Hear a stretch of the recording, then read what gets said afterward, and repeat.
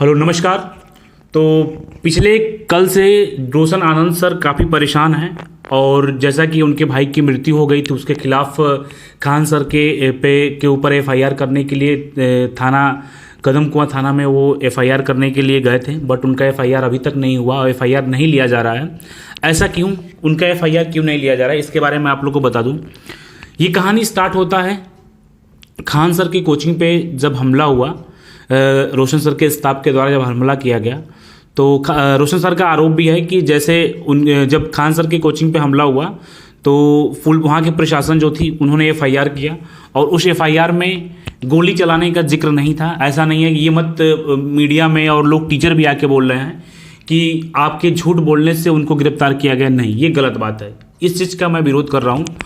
देखिए, पहला चीज़ आपका ये है कि खान सर ने गलती किया, उन्होंने ये चीज़ बोला कि हमारे आग के सामने 8-10 राउंड फायरिंग हुआ, उन्होंने ये बोला, ये गलत है। लेकिन जब एफआईआर हुआ, बड़े बड़े टीचर, विपिन सर जैसे टीचर बोल रहे हैं कि गोली चलाने से रोशन सर को जेल भेजा गया, नहीं, ऐसा चीज़ नहीं हुआ है, ये एकदम गलत है। इस चीज़ का मैं विरोध कर रहा हूँ। खान सर की गलती ये है कि उन्होंने ये बात बोला, उसके बाद से फिर दोबारा उन्होंने वापस लिया। जब वहाँ की प्रशासन ने एफआईआर दर्ज किया तो उस एफआईआर में गोली चलाने का कहीं जिक्र नहीं है, आप एक बार जाके देख लीजिए, पहला पॉइंट। दूसरा पॉइंट कि जैसे ही एफआईआर हुआ वैसे रोशन सर को गिरफ्तार कर लिया गया, 5 से 6 घंटे के अंदर में उनको गिरफ्तार कर लिया गया। लेकिन ये सरासर गलत था, गिरफ्तार नहीं करना चाहिए। इस मामले में रोशन सर को गिरफ्तार नहीं करना चाहिए। अब क्यों गिरफ्तार किया गया, कुछ लोग का कहना है कि पटना पुलिस, अभी जो लोग हैं कुछ लोग कह रहे हैं कि पटना पुलिस बिक गई थी, तो पटना पुलिस बिक गई तो धिक्कार है ऐसी सरकार पे, कि आपकी सरकार पे धिक्कार है कि आपकी सरकार को कोई खरीद ले रहा है, आपकी पुलिस को कोई खरीद ले रहा है, इस पे तो धिक्कार है ना। अब मैं बात करता हूं कि जब ये मैटर हो गया उसके बाद से फिर जैसे ही रोशन सर जेल से बाहर निकले, उससे पहले ही उनके भाई की नेपाल में मृत्यु हो गई थी। अब क्या है कि उनका जो भी दाह संस्कार था उसके करने के बाद से अब रोशन सर कल से एफआईआर दर्ज कराने के लिए थाने में पहुंचे हुए हैं, लेकिन उनका एफआईआर नहीं हो रहा है। अब यहाँ पे हम लॉजिकल समझ रहे हैं कि एफआईआर हो क्यों नहीं रहा है, ऐसा क्यों, प्रशासन इतना भेदभाव क्यों कर रहा है उनके साथ, ये चीज़ हमें समझना पड़ेगा। देखिए, आप सभी को पता है कि जो प्रिंस यादव की मृत्यु हुई है वो नेपाल में हुई है, तो एफआईआर करने का जो अधिकार है इस मामले में, अभी तक एफआईआर करने का जो अधिकार है वो नेपाल पुलिस का है। नेपाल पुलिस उस मामले में एफआईआर कर सकती है।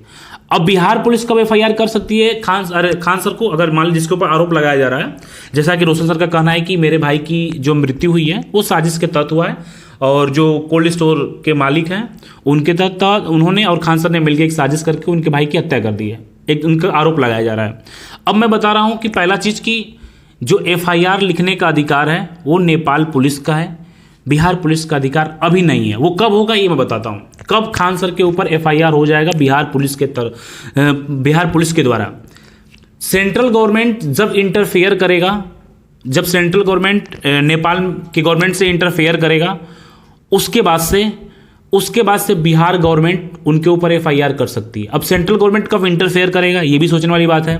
अभी पोस्टमार्टम का जो रिपोर्ट आया था तो उसमें ऐसा कुछ नहीं बताया जा रहा है, ऐसा कुछ उसमें नहीं, अभी तक जो रिपोर्ट आया है ये क्लियर भी नहीं हुआ कि मरे कैसे हैं, प्रिंस यादव कैसे मरे हैं।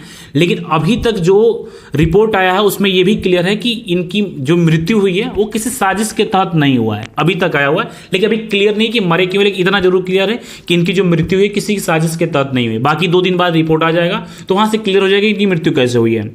अब जब इनका पोस्टमार्टम का रिपोर्ट आता उसमें हत्या का या कोई साजिश होता, कोई मतलब इस तरीके का आरोप होता कि नहीं, ऐसा पोस्टमार्टम रिपोर्ट में आता कि नहीं इनको किसी ने मारा है, चाहे प्लानिंग करके मारा है, तब क्या करता कि जब ऐसा कोई मैटर होता पोस्टमार्टम में ये चीज़ क्लियर हो जाएगा कि नहीं इनकी हत्या नेचुरल डेथ है या इनको कोई मारा है। जब ये चीज़ क्लियर आपका हो जाएगा तो उसके बाद से क्या होगा, सेंट्रल गवर्नमेंट नेपाल के गवर्नमेंट से कांटेक्ट करेगी और उसके बाद से क्या होगा कि फिर बिहार गवर्नमेंट, फिर जिसके ऊपर साजिश होगा, जिसके ऊपर आरोप मिलेगा, जिसका उसमें शामिल होने का कोई प्रूफ मिलेगा तो फिर वहाँ से एफआईआर आपका हो जाएगा। इसीलिए सर का एफआईआर नहीं हो रहा है। मेन रीजन आपका ये है, मीडिया में बहुत सारी अफवाहें चल रही हैं कि ऐसा हो रहा है, वैसा हो रहा है, ये हो रहा है, वो हो रहा है, और इसी में बहुत सारे शिक्षक भी हैं।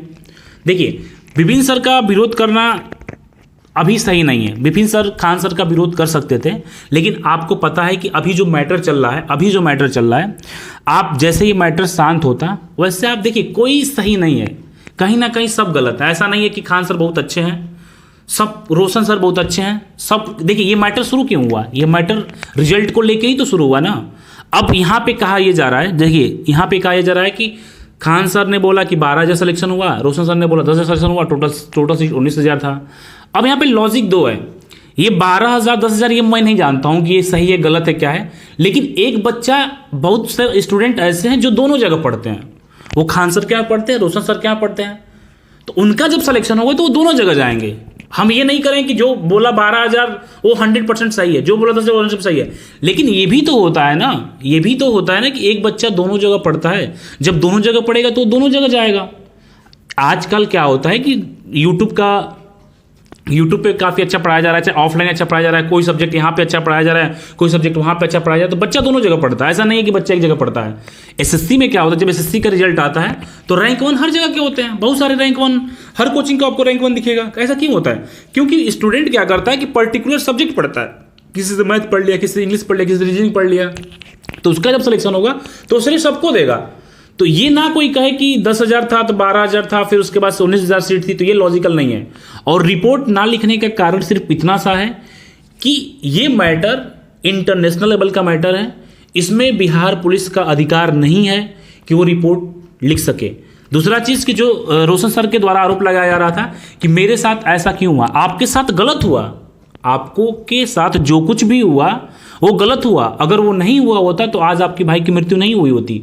रोशन सर को गिरफ्तार नहीं करना चाहिए था। रोशन सर एकदम निर्दोष थे, उनकी कोई गलती नहीं थी। अगर किसी के दो स्टाफ आपस में लड़ जाते हैं तो उनकी कोई गलती नहीं है, इस चीज़ को आपस में बातचीत करके ख़त्म किया जा सकता था। लेकिन ये मैटर इतना बढ़ गया कि आज एक इंसान की जान चली गई। और इस समय रोशन सर बहुत ही ज़्यादा परेशान है। कोई भी वहाँ पे होगा परेशान ही होगा। अगर आप जो वीडियो देख रहे हैं, अगर आपके जगह पे आपका भाई के साथ ऐसा हो तो अभी परेशान हो, हमारे भाई के साथ ऐसा हो तो हम भी परेशान हो, चाहे खान सर के भाई के साथ ऐसा तो वही परेशान हो, हर एक जो वहाँ पे रहेगा वो परेशान रहेगा, बहुत ज़्यादा परेशान। अब वो इंसान ये सोच रहा है कि मैं अपने भाई के लिए क्या कर दूँ।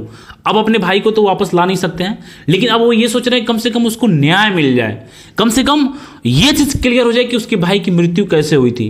लेकिन जो खान सर के ऊपर आरोप लगाया जा रहा है कि खान सर के वजह से उनके भाई की हत्या हुई है, चाहे खान सर की वजह से उनके भाई की मृत्यु हुई, ये गलत है।